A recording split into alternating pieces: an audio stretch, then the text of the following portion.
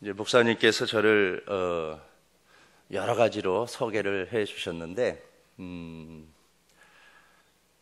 92년도 그러니까 제가 목사님께서 제가 고등학교 어디 출신인지를 잘 아는 것은 목사님 아드님이 제가 졸업한 고등학교를 나왔고요. 그리고 태국에 가서 선교 생활을 한 지가 이제 27년. 올해가 제가 안식년입니다.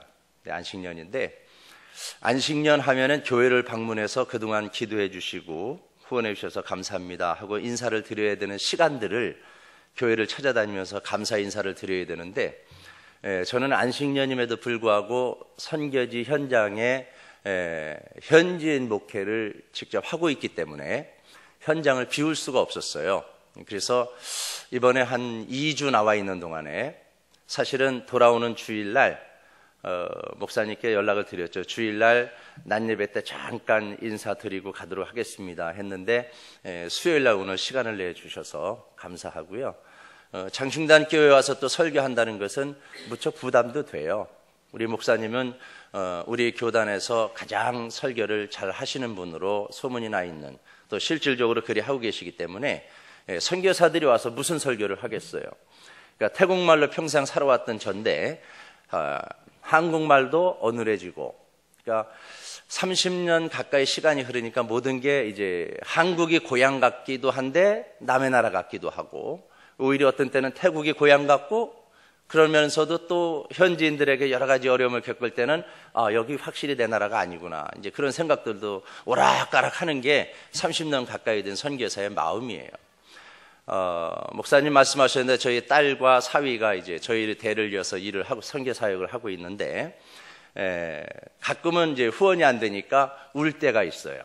그러니까 아이들을 학교를 보내야 되는데 학교 보낼 수 없는 형편이고, 그러면서 질질 짜면서 아빠한테 물어봐요. 아빠, 엄마는 우리를 어떻게 공부를 시켰어요?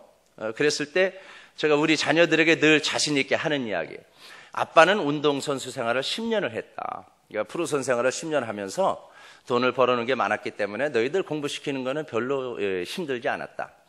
근데 힘들었던 것은 이제 선교지 와서 목사님 말씀해 주신, 소개해 주신 것처럼 평신도 선교사로 갔었는데 27년도에 평신도 선교사는 후원받기가 상당히 어려웠어요. 그러니까 3년을 사역하는데 후원교회가 단 한 군데도 없을 정도로 어려웠지요. 그러니까 후원교회가 없이 힘들게 일을 하는데, 제가 무슨 일을 하냐면 태국은 이제 불교가 강하잖아요. 그래서 그 불교 나라에서 어린아이들을 모집해가지고 그 아이들에게 신앙훈련을 시키는 겁니다. 어른들은 종교를 개종하지 않아요. 이미 불교로 쩌들었기 때문에 아무리 하나님의 말씀을 갖다 심어줘도, 쉽게 설명하면 나무를 뿌리째 뽑아다 놓고 물을 계속 주어도 말라 죽는 데가 태국이에요. 어떤 선교지는 가지 잘라다 그냥 푹 꽂아만 놔도 자라나는데 태국은 뿌리채 고스란히 갖다 놓고 물을 줘도 죽어요. 그게 태국 땅이에요. 그래서 어린아이들을 훈련시켜서 하나님 있는 사람으로 세우라는 하나님의 음성을 듣고 그 일을 시작하는데, 아이들을 한 100여 명 양육하는데도 불구하고 후원교회가 없었죠. 그래서 선생을 하면서 벌었던 돈들을 그 아이들을 먹이고 입히고 훈련시키는데 다 투자했더니 이제 제 돈이, 가지고 있던 돈이 다 떨어질 무렵에 하나님께서는 저를 돕기 시작하셨어요. 그리고 후원해 주시는 분들을 만나게 하시고 교회를 만나게 하시고, 그렇게 27년 동안 하나님은 저와 함께 태국 선교를 이끌어 오셨습니다. 어린아이들을 양육해서 제가 돈이 다 떨어졌을 때, 그래서 더 이상 버틸 수 없을 때, 그때 마귀가 역사하는데요. 마귀는 돈이 없을 때는 돈으로 우리를 미혹해요. 돈이 많은 사람들은 또 다른 걸로 미혹합니다. 그런데 돈이 없으니까 아이들을 양육할 양육비가 없을 때 미혹하는데, 나를 프로팀 감독으로 계속 요청을 해요.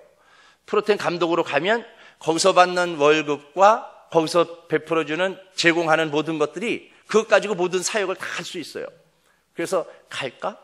그러면 100명 아니라 200명을 양육하고 훈련시킬 수 있는데 가고 싶은 마음이 있고, 거기 가면 내가 태국에서 유명해지고 멋진 일들이 벌어져요. 그런데 하나님께서 거기를 거절해요. 가지 마라. 거기 가서 불교를 믿는 저 태국 사람들에게 복음은 전하지 못하고 축구만 가르쳐주고 돈만 받고 네 명예가 많이 얻어도 무슨 소용이 있겠느냐.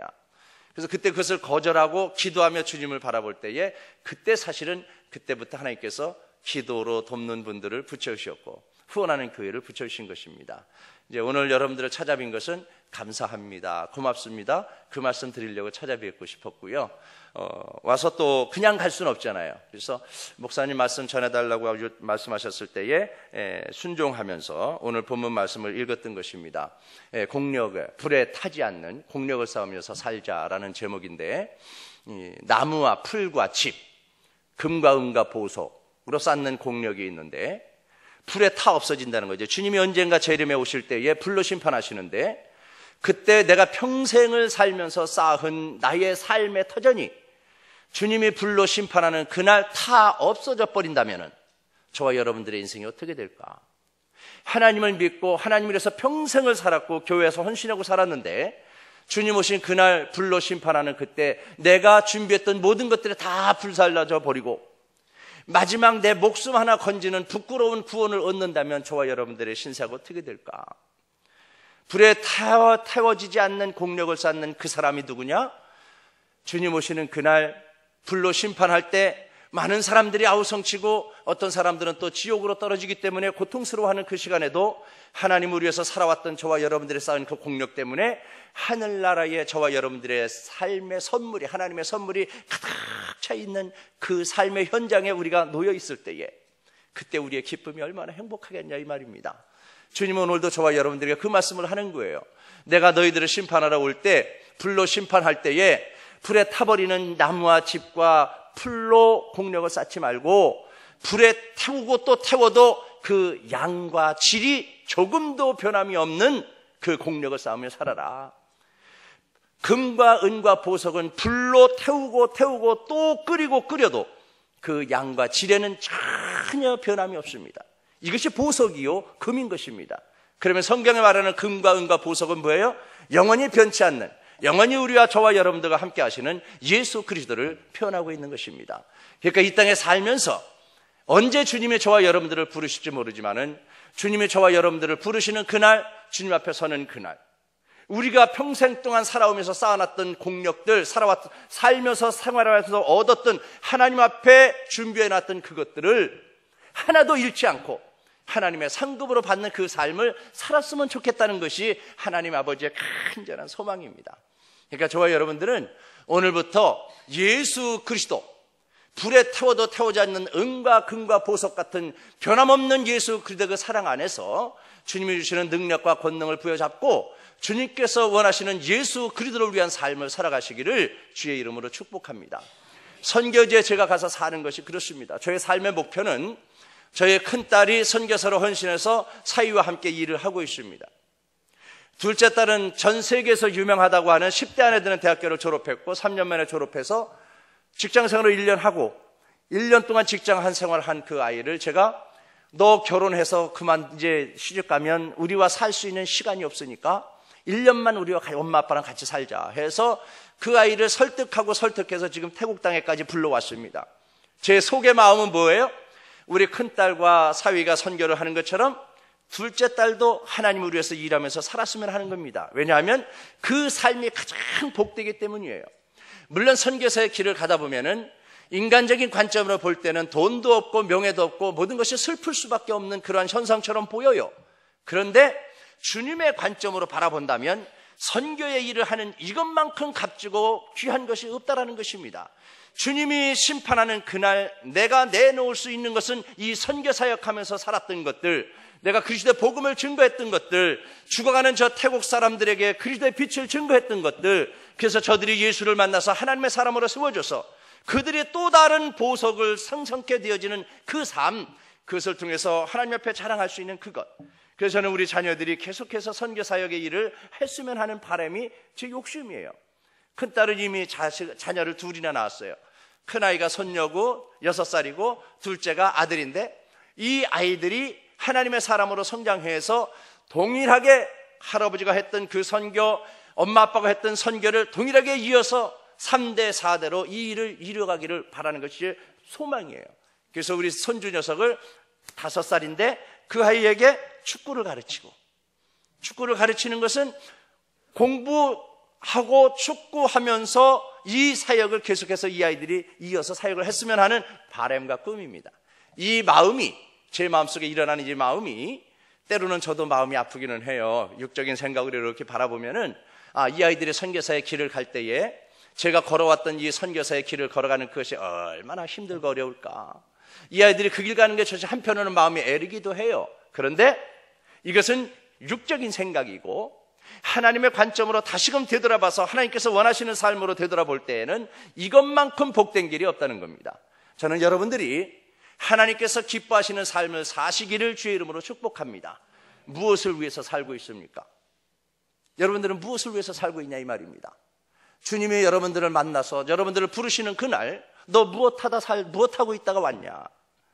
요한복음 21장에 주님께서 제자들에게 고기는 좀 잡았느냐, 바닷가에 가서 물고기 잡는 제자들에게 고기는 좀 잡았느냐 하고 여쭤보시는 때 제자들이 한 마리도 못 잡았다고 이야기하잖아요. 왜 못 잡았어요? 주님과 함께하지 않았기 때문에.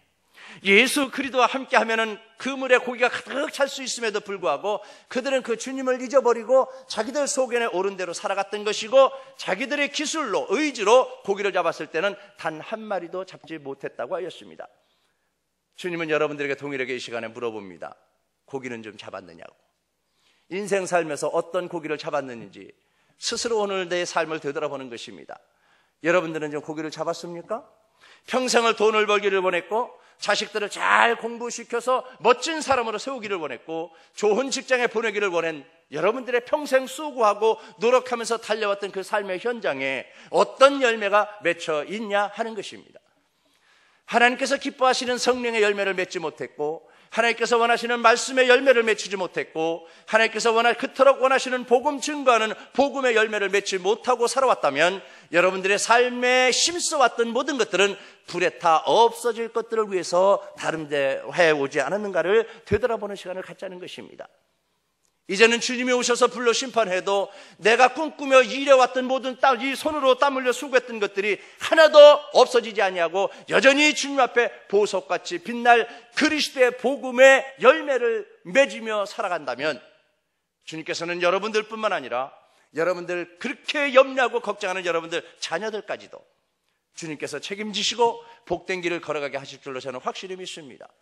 이 세상에 불로 태워도 없어지지 않을 공력을 쌓으면서 살아갈 수 있는 길은 예수 그리스도 앞에 나가는 길 외에 달리 길이 없다는 것입니다.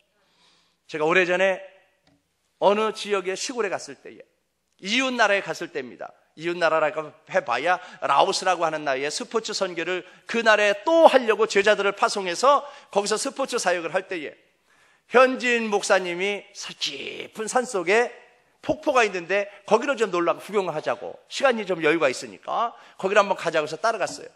폭포로 올라가는데 날은 40도 가까이 되는 더운 그 나라에서 그 산을 올라가는데 얼마나 땀이 나고 힘든지, 가봐야 멋있는 폭포도 아닐 것이 뻔한데 그 폭포를 가져가는 그분을 뒤에 따라가면서 마음속으로 불평을 하면서 거기를 갔어요. 폭포가 높은 데서 한 20m 위에서 떨어집니다. 물이 어마어마하게 떨어집니다. 그리고 물이 흩어지고 햇빛을 비치는데 무지개가 떠 있고 너무나 아름다웠어요. 근데 진짜 아름다운 건 무엇이냐? 폭포가 떨어지고 물방울에 튀는 그 주변의 그 습기를 통해서 이 교회 성전보다도 몇 배가 큰 그 땅에 습기가 번지는 그곳에 파란 이끼가 군락을 이루고 있었습니다. 지금 제가 올라온 여기에 이 붉은 색깔의 카페트처럼 그 푸르고 푸른 색상으로는 드러낼 수 없는 그 이끼를 보면서 저도 모르게 와 하고 감탄사를 뽑아낼 수밖에 없었어요. 너무나 아름다웠어요. 너무나 아름다웠어요. 그 이끼가 어떻게 형성됐다고요? 폭포가 떨어지면서 물방울에 튀는 습기를 통해서 이끼가 형성됐을 때 저에게 그렇게 감동을 준 것이에요. 여러분, 평생을 살면서 불로 태워도 타지 않는 공력을 쌓을 수 있는 길은 폭포를 통해 습기가 형성됐고 그 습기가 있는 그 바운더리 안에 이끼가 형성되어졌던 것처럼 저와 여러분들이 예수 그리스도의 은혜 안에 거할 때만이 가능하다고 하는 사실입니다.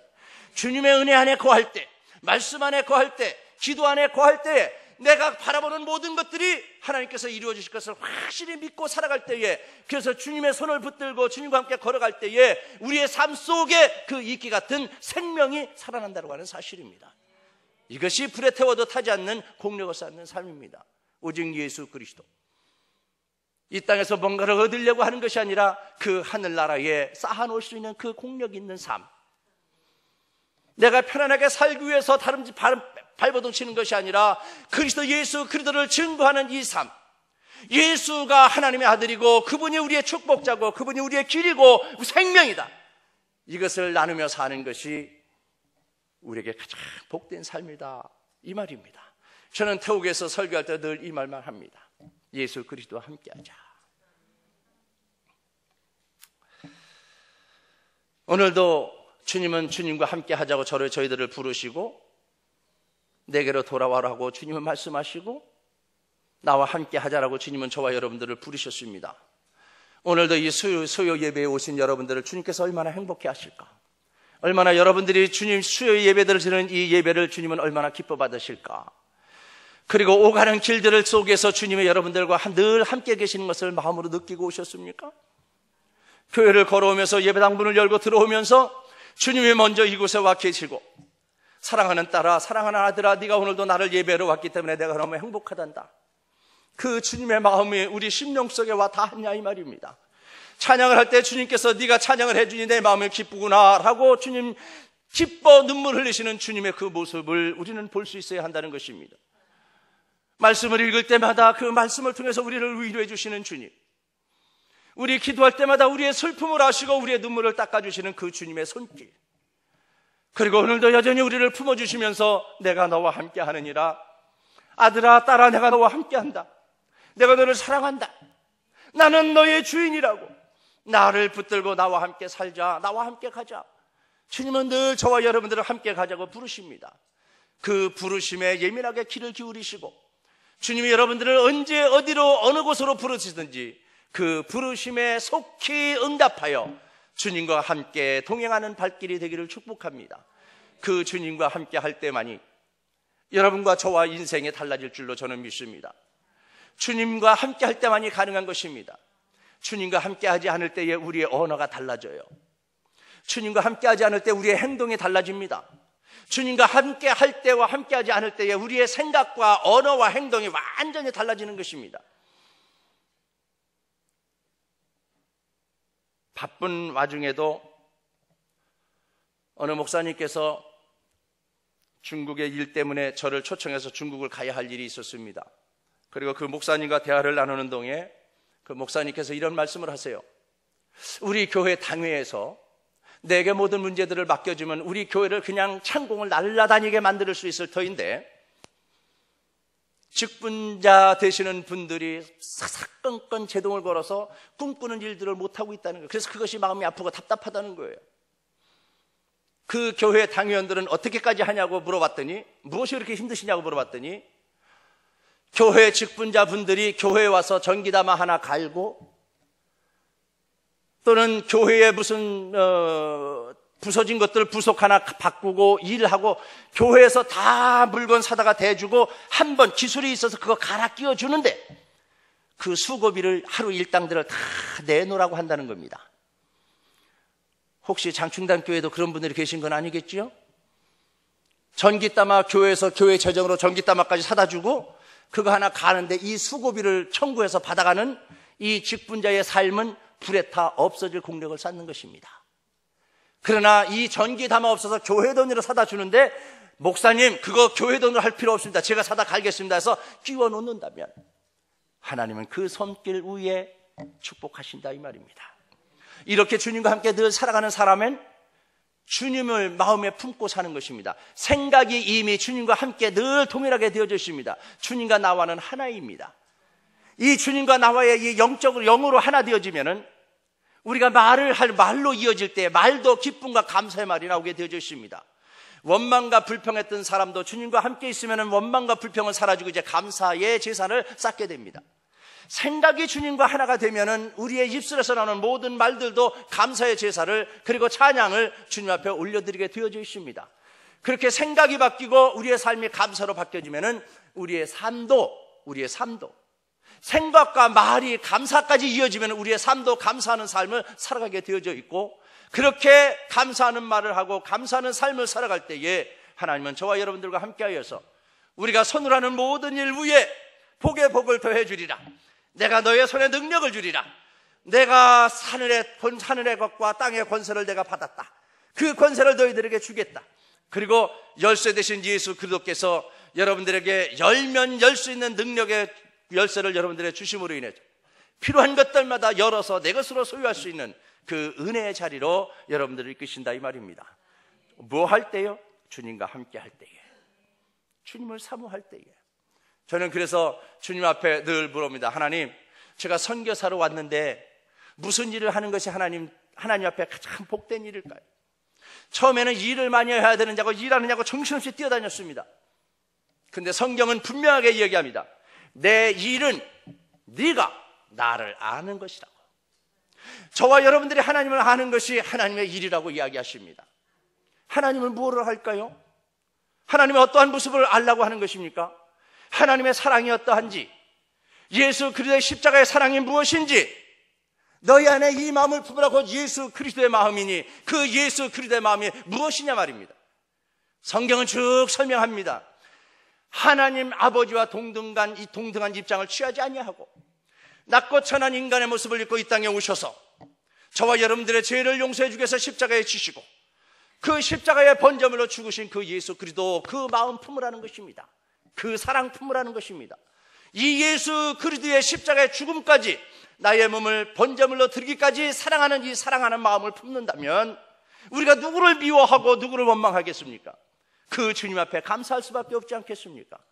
그렇게 감사하는 삶을 주님 앞에 나아가면, 나를 희생의 자리로 던져버리면, 나를 주님을 위해서 나 자신을 내어 던져버리면 하나님은 저와 여러분들의 그 희생과 헌신을 통해서 생명의 싹이 나게 하고 성령의 열매를 맺히게 하고 하나님의 나라가 확장되게 해줄 줄로 믿습니다.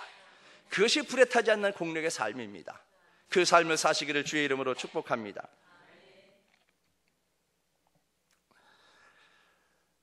집을 지을 때에도 모래 위에 짓지 말고 반석 위에 지어라, 주님 말씀하시잖아요. 그렇습니다. 반석과 모래는 확실히 다릅니다. 모래는 우리의 육신과 같아요. 우리 육신이 어느 정도 살다가 세월이 지나면 우리는 썩어져 흙으로 돌아갈 것이고 남는 게 없어요. 반석에 집을 지으면 비가 와도 창수가 나도 든든히 지켜진다고 했는데, 그 반석은 예수 그리스도의 기초 위에 우리의 인생을 쌓아간다면, 예수 그리스도의 사랑 안에 기둥을 세운다면, 예수 그리스도의 그 능력 안에 우리가 건물을 세워간다면, 예수 그리스도의 사랑으로 우리의 가정을 아름답게 꾸며간다면 저와 여러분들의 가정이 아름답고 복된 가정이 되지 않겠습니까? 예수 그리스도를 기둥으로 삼아, 그리고 말씀과 은혜와 성령으로 각종 기둥과 창문을 내어서 거기서 하나님의 은혜가 넘쳐나는 복된 삶을 살아가시기를 주의 이름으로 축복합니다. 교회의 직분자로서, 교회의 성도로서, 하나님의 자녀로서 우리의 삶이 악취를 풍겨서는 안 된다는 것입니다. 우리는 육신을 가진 자들이기 때문에 한순간만 우리가 마음 정신줄을 놓아도 우리는 악취를 풍기게 되어져 있습니다. 왜냐하면 근본적으로 우리의 태생이 악한 자들이기 때문에, 죄인이기 때문에 그렇습니다. 회칠한 무덤 같으니라고 바리새인과 서기관들을 통해서 주님이 그렇게 외쳤던 것처럼 오늘도 우리가 우리의 삶이 회칠한 무덤처럼 겉은 교인으로 포장이 예쁘게 되어져 있는데 속은 썩어져 구더기가 득슬거려 냄새나는 회칠한 무덤 같은 삶을 살지는 말아야 되지 않겠느냐 이 말입니다. 그래서 우리의 삶을 되돌아보면서 내 삶이 회칠한 무덤처럼 잘못된 길을 가고 있다면 오늘 되돌아서기를 원합니다. 주님 앞으로 되돌아오면 됩니다. 그리고 주님 품에 안기면 되는 것입니다. 주님과 함께 한 마음 한 뜻을 품고 주님과 같은 템 품고 주님과 같은 길을 걸어간다면 저와 여러분들은 이제 그리스도의 향기를 바라는 삶을 살아갈 수 있을 것입니다. 제가 자랐던 고향에는 제 시골에 돌담길이 쫙 있는데 봄이 되면 라일락꽃이 활짝 필 때가 있어요. 그 라일락꽃 향기를 저는 너무너무 좋아해요. 그러니까 어렸을 때부터 봄만 되면 그 라일락꽃 향기를 맡을 때마다 너무나 행복했어요. 향기. 라일락꽃 향기보다 더 아름답고 진한 향기. 예수 그리스도의 향기. 예수 그리스도의 향기. 보혈의 향기. 이 향기를 풍기며 사는 저와 여러분 되기를 축복합니다. 예수 그리스도의 향기를 바라며 살아간다면 주님은 늘 저와 여러분들과 함께 하실 것입니다. 그리고 주님은 저와 여러분들이 예수 그리스도의 향기를 풍기며 살아가는 때에 주님은 저와 여러분들의 삶 속에 함께 임재하실 줄로 믿습니다. 여러분, 풀은 언제 향기를 가장 많이 낼까요? 풀도 향기가 있어요? 풀은 언제 향기를 내요? 에? 뭐 하실 때요? 풀이 언제 향기를 가장 진하게 내냐, 이걸 제가 물어봤어요. 풀은 평상시에는 향기가 별로 없어요. 그런데 언제 향기가 나냐? 농촌 사람들은 알아요. 소 먹여본 사람들은 알아. 풀을 자르면 그때 향기가 나요. 그럼 저는 언제 그 향기를 맡냐? 목사님 말씀하신 것처럼 저희 선교센터에 축구장이 3개잖아요. 천연잔디구장. 거기를 비가 우기철이 되면, 요즘 이제 비가 오기 시작해요. 우기철이 되면 비가 한번 쫙 내리면 운동장이 3개니까 이거 들들 끌고 다니는 걸로 이쪽에 운동장 깎고 하나 깎고 2개 깎고 3개 깎으면 한 3주 걸리니까, 그러면 저쪽 다 깎고 나면 또 여기 다시 깎아야 돼요. 그러니까 비가 오니까 이 풀이 얼마나 잘 크는지 몰라요. 근데 이 풀을 쫙 깎고 풀이 막 잘라져서 막 나가면은요, 그 풀에서 나는 그 향기가 저를 너무나도 미치도록 행복하게 해요. 왜냐하면 저는 이 풀 향기를 어렸을 때부터 맡았어요. 시골에서 소를 키웠기 때문에 소 꼴을 제가 베어다가 소를 먹였기 때문에 자를 때마다 나는 그 향기를, 저는 지금 파타야에서 운동 축구장 잔디를 깎으면서 그 향기를 맡아요. 그리고 너무너무 행복한 거예요. 좋다. 서울에 사는 사람들은 풀 향기를 맡고 저처럼 이렇게 행복해하지 않아요. 저는 시골에서 자랐기 때문에 이 풀 향기를 맡으면 온 몸이 행복해요. 너무 좋다. 너무 좋다. 여러분들은 예수 그리스도의 향기를 맡으면서 그렇게 행복하기를 축복합니다. 제가 풀 향기를 맡으면서 행복해하는 것처럼 여러분들은 예수 그리스도의 향기를 맡으면서 행복하기를 원합니다. 찬양하면서 행복해하고, 기도하면서 기도 속에 드러난 주님의 향기를 느끼면서 행복해하고, 말씀을 통해 드러나는 하나님의 향기를 통해서 여러분들이 행복해하고, 그 향기를 맡고 자라면서 행복해하는 그 삶 속에 하나님의 주께서 주시는 은혜로 성령의 열매가 여러분들의 삶 속에, 가정 속에, 주렁주렁 자녀들 속에 맺혀나는 이 축복이 저와 여러분들의 삶 속에 흘러넘치기를 주의 이름으로 축복합니다. 이제 27년간 선교 사역을 해오면서 이제 제가 주어진 시간이 이제 10년도 채 남지 않았습니다. 그럼 이제 은퇴를 해야 돼요. 이제 마지막 제가 용을 쓰는 거예요. 무슨 용을 써요? 향기를 내기 위해서. 더 진한 향기. 이번에도 와서 한국에 와보니까 슈퍼에를 갔는데 노란 참외가 이렇게 있어요. 그래서 저거 하나 먹으면 좋겠다 했더니 처제가 참외를 사서 깎아주는데 제가 기대했던 그 단 참외 맛이 안 나요. 거의 무 비슷해. 오이 비슷해. 아니 왜 참외가 이래?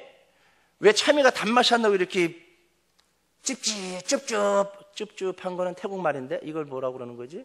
이렇게 달지 않고 왜 그냥 이렇게 무 맛 비슷하게 나요. 참외는 참외 맛이 나야 되는 거예요. 그죠? 참외는 참외 맛이 나야 제가 행복할 거 아니에요.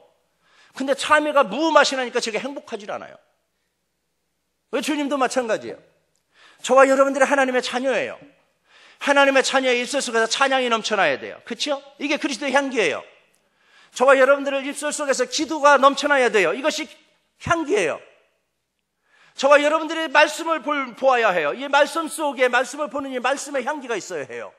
그래서 이 말씀과 기도와 성령, 그렇습니다. 저는 장충단 교회를 위해서 늘 기도할 때마다 하나님, 장충단 교회 이 강단에 하나님의 기도의 불이 꺼지지 않게 하시고, 말씀의 불이 꺼지지 않게 하시고, 성령의 불이 꺼지지 않도록 축복하여 주옵소서. 그래야 목사님 말씀 선포하는 그 말씀들이 성도님들의 가슴 속에 인이 박히게 하셔서 그 말씀이 능력이 되어 여러분들의 삶이 변화되기를 축복해달라고 그렇게 기도합니다. 그리고 저희 교회를 위해서도 늘 그렇게 기도합니다. 말씀의 불과 성령의 불과 기도의 불이 꺼지지 않는 그곳에는 하나님의 생명이 살아있을 것이고 그리스도의 향기가 흘러넘칠 것이고 하나님의 능력까지 흘러넘침으로 인해서 죽는 것이 아니라 하나님의 복음의 생명을 통해서 살아나는 역사가 일어나게 될 줄로 저는 믿습니다. 여러분들의 자녀들을 위해서 기도할 때도 내 자녀가 좋은 학교, 좋은 직장 구하게 해달라고 기도할 것이 아니라 하나님이 원하는 기도를 하시는 여러분들 되기를 축복합니다. 내 자녀들이 하나님을 알게 해 주옵소서. 내 자녀들의 심령 속에 기도의 불이 꺼지지 않게 하옵소서. 내 자녀들의 심령 속에 하나님의 말씀이 떠나지 않게 해주시고 성령의 불이 소멸되지 않게 해주셔서 우리 자녀들이 하나님만 붙들고 살아갈 수 있도록, 그래서 그 하나님과 함께 걸어갈 때에 하나님이 약속하신 그들이 손으로 하는 모든 일 위에 복되게 하리라 약속하신 그 축복일 우리 자녀들이 눈으로 목도할 수 있도록, 그리고 부모인 여러분들도 자녀들이 잘 되어지는 하나님 앞에 드려서 하나님 앞에 향기가 되는 삶을 살 때에 받는 그 축복을 여러분들도 눈으로 확인할 수 있는 그 축복이 있기를 원합니다. 저와 여러분들과 여러분들의 자녀들의 삶을 주님 앞에 그렇게 드린다면 주님 우리의 삶을 그렇게 이끄실 것입니다. 제가 서두에 말씀드린 것처럼 저의 자녀들을 다 선교사로 헌신했으면 하는 저의 꿈이 있고 우리 손주 녀석들을, 손녀를 다 선교사로 세우고 싶은 욕망이 있는 거예요. 왜요?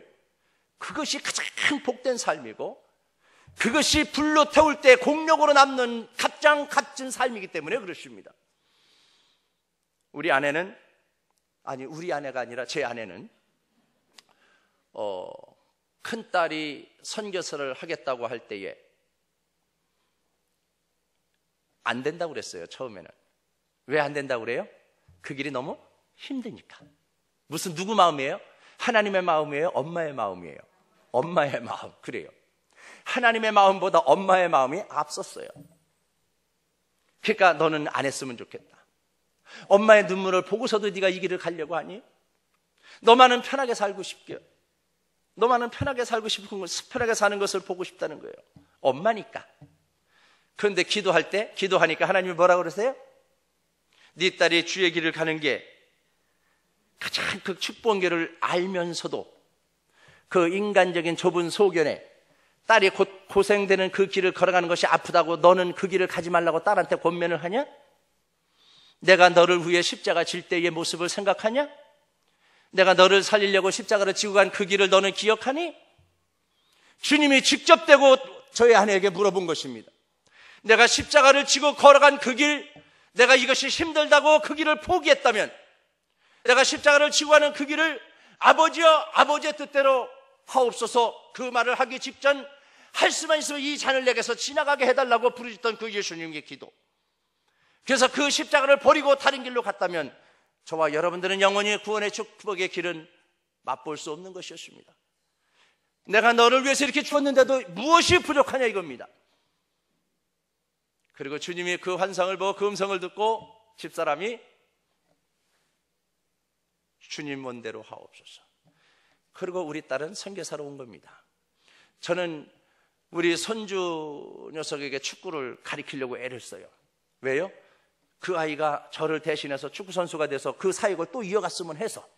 집사람은 몰라요. 그리고 걔 엄마 아빠에게도 제가 사실대로는 얘기를 안 하고 축구만 가르쳐요. 저의 목적은 그 아이가 선교사가 되는 거예요. 그래서 또 할아버지가 했던 것, 아버지가 했던 것을 계속해서 이어간다면 무슨 일이 벌어질까? 무슨 일이 벌어질 것 같아요? 제가 27년간 선교사역을 했는데, 그리고 요즘도 태국 목회를 태국말로 설교하고 태국말로 목회를 하는데, 제가 한국말로 하는 것만큼 이렇게 설교를 제대로 못할 수밖에 없는 것은 태국말에 깊이 있는 단어를 지금 한국말만큼은 못 알아요.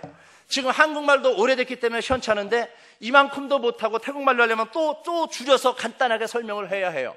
그런데 만약에 우리 자녀들은 거기서 태어났으니까 태국 사람이에요. 그 아이들이, 그리고 손주가 거기서 자란 그 아이들이 그 나라 지그들 나라 말처럼 잘하는 태국말로 설교를 할 때에 어떤 일이 벌어질까? 그리고 그렇게 헌신한 그 아이를 하나님께서 어떻게 사용하실까? 저는 그것을 꿈꾸는 겁니다. 우리 막내딸을 하나님 앞에 계속해서 심어가면서, 하나님, 이 아이를 하나님 앞에 심습니다. 이 아이가 하나님 앞에 심을 때 이 아이를 하나님께서 어떻게 축복해 주시는 저는 눈으로 보고 싶습니다.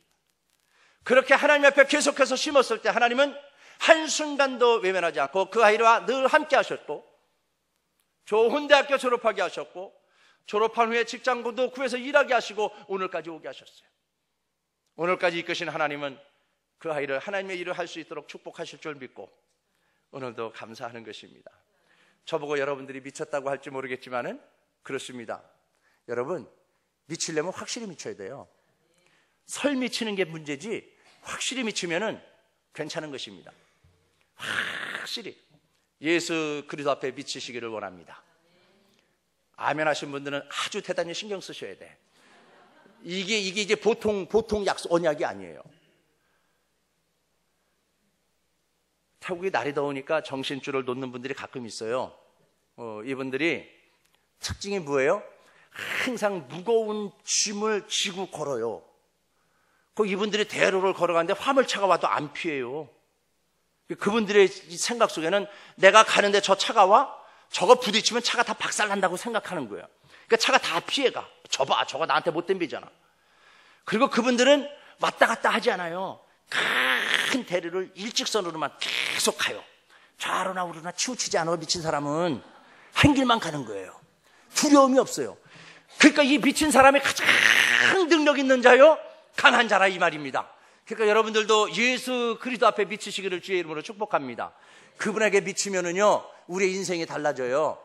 행복이라고 하는 이 행복이 그냥 지금 느끼는 거하고 그분 앞에 미쳤을 때 받는 그 느낌하고는 차원이 달라요.